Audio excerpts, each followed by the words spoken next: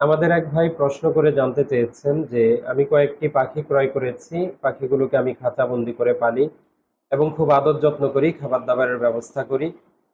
তো আমার প্রতিবেশী এক ভাই এসে একদিন আমার বাসায় পাখিগুলোকে দেখে তিনি বললেন যে এভাবে খাঁচাবন্দি করে পাখি পালন করা এটা ঠিক নয়, এতে পাখিকে কষ্ট দেয়া হয়। তো যেহেতু পাখিগুলো আমার খুব শখের পাখি, আমি এগুলোকে খুব আদর যত্ন করে লালন পালন করি। তো আমার জানার বিষয় হলো যে খাঁচাবন্দি করে পাখি পালন করার বিধান কি, এ ব্যাপারে ইসলাম কি বলে। আজকাল পাখি পোষাটা অনেক বড় একটা শখের বিষয় হয়ে দাঁড়িয়েছে। অনেক বাসা বাড়িতে কিংবা অফিসে দেখা যায় যে মানুষ শখ করে বিভিন্ন ধরনের পাখি পেলে থাকে।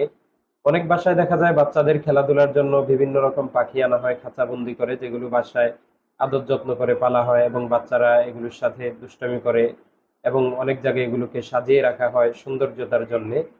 তো সাধারণত যে পাখিগুলোকে আমরা খাঁচাবন্দি করে পুষে থাকি, এই পাখিগুলো দুই ধরনের হয়ে থাকে। এক ধরনের পাখি হলো যেগুলো স্বাভাবিকভাবে বনে জঙ্গলে থাকে এবং বন জঙ্গলই এদের আবাসস্থল, সেখানে এদের জন্ম।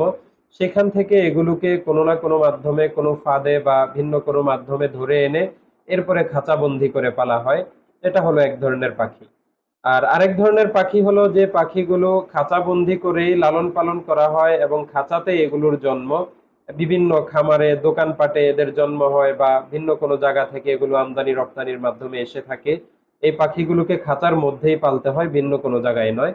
তো এই দুই শ্রেণীর পাখির মধ্যে যে পাখিগুলো স্বাভাবিকভাবে মুক্তভাবে থাকে বনে জঙ্গলে বা প্রাকৃতিকভাবে, যে পাখিগুলো বসবাস করে, এগুলোকে খাঁচাবন্দি করে বা খাঁচায় লালন পালন করাটা উচিত নয়।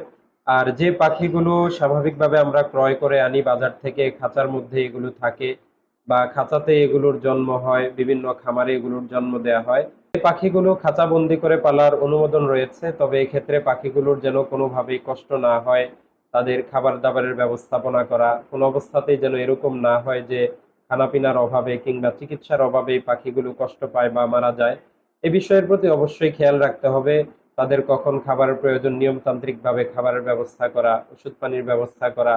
অর্থাৎ এক কথায় যে আমরা যে পাখিগুলো খাঁচাবন্দি করে লালন পালন করব, এই পাখিগুলোকে যেন কোনো অবস্থাতেই কষ্ট না দেয়া হয়। যদি পাখিগুলোকে আমরা আদর যত্নের সাথে খাবার দাবারের ব্যবস্থা করে খানাপিনা দিয়ে সুন্দরভাবে লালন পালন করি, তাহলে অবশ্যই খাঁচার মধ্যে পাখি পালনের অনুমোদন রয়েছে।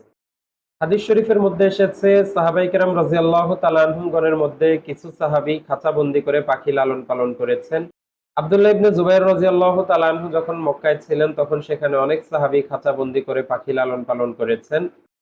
অপর এক হাদিসের মধ্যে এসেছে হযরত আনাস রাদিয়াল্লাহু তাআলা আনহু বলেন যে আমার এক ভাই ছিল, তার নাম ছিল আবু উমায়ের।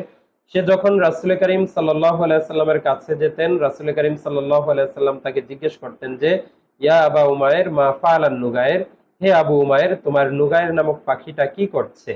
আনাস রাদিয়াল্লাহু তাআলা আনহু বলেন যে আমার ভাই উমায়েরের নুগায়ের নামক একটি পাখি ছিল, যেটা দিয়ে সে সবসময় খেলাধুলা করত, সেটাকে লালন পালন করত।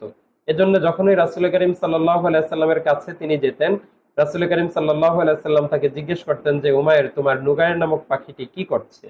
সর্বোপরি ইসলামী শরীয়তে খাঁচাবন্দি করে পাখি লালন পালন করাটা বৈধ। তাদের যথাযথভাবে খানাপিনার ব্যবস্থা করা এবং চিকিৎসার ব্যবস্থা করা, আদর যত্নের সাথে পাখিকে যদি লালন পালন করা হয়, তাহলে কোনো ধরনের সমস্যা নেই। কিন্তু পাখিকে যদি কষ্ট দেয়া হয়, যদি পাখিকে খাবারে কষ্ট দেয়া হয়, চিকিৎসায় কষ্ট দেয়া হয় বা ভিন্ন কোনোভাবে কষ্ট দেয়া হয়, তাহলে এর জন্য অবশ্যই আল্লাহ তাআলার কাছে জবাবদিহিতা রয়েছে।